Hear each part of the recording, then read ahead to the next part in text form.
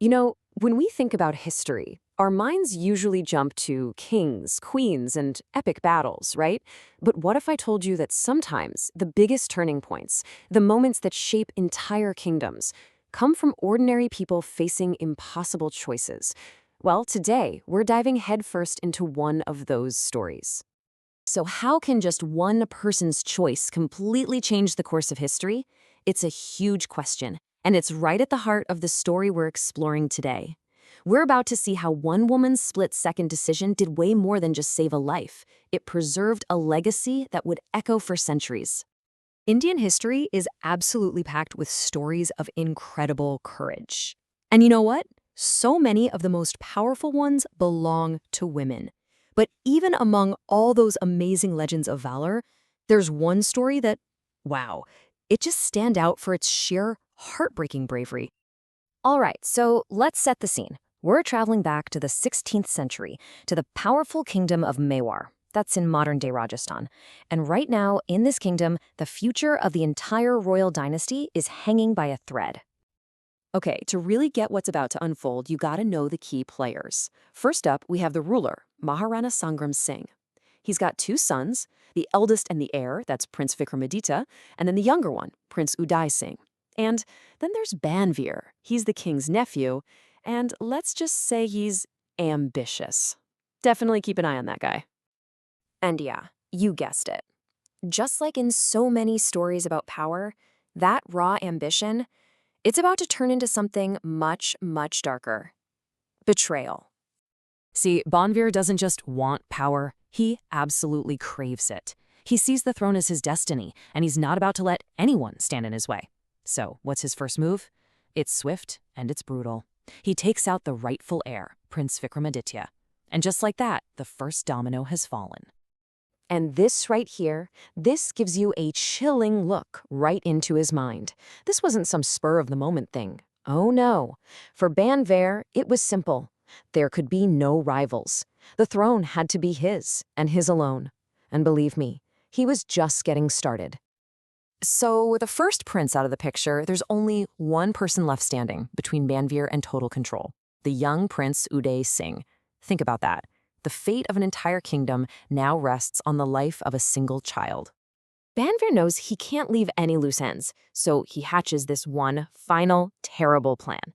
The idea is simple. Under the cover of darkness, he's going to go to the prince's chambers and finish the job, securing the throne for himself once and for all.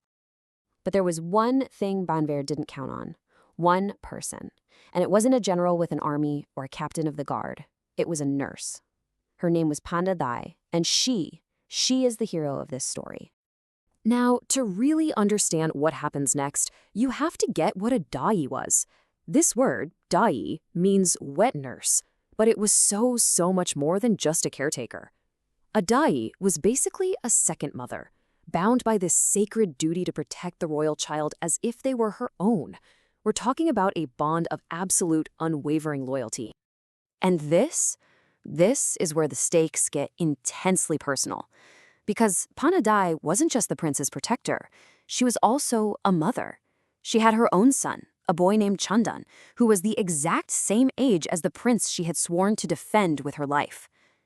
Suddenly, word gets to Panna Dhai. She finds out about Banbir's plot. He's on his way, sword in hand, he's coming now.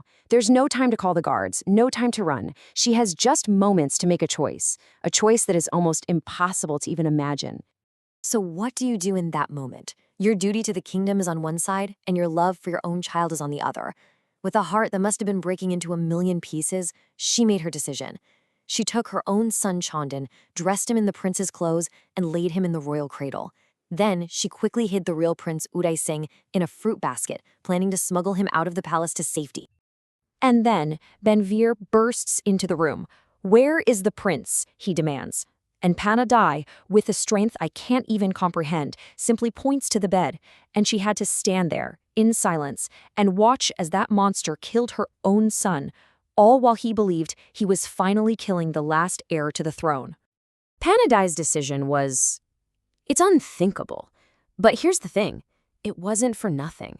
Her sacrifice did so much more than just save one little boy. It saved an entire kingdom.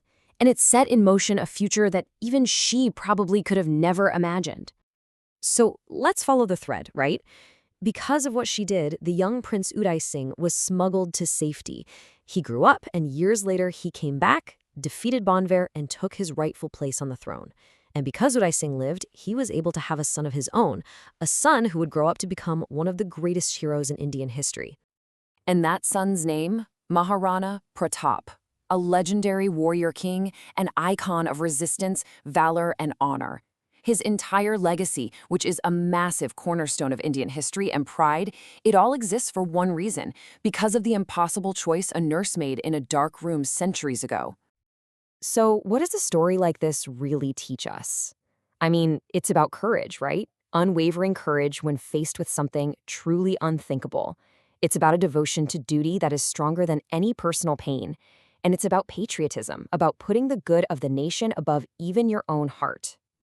And that brings us to this final thought, a question that really says it all. If there were no Panna Dhai, where would Maharana Pratap be? It's powerful, isn't it? It just leaves you wondering, how many other huge moments in history don't rest on the shoulders of kings and queens, but on the silent, unimaginable sacrifices of heroes we've never even heard of?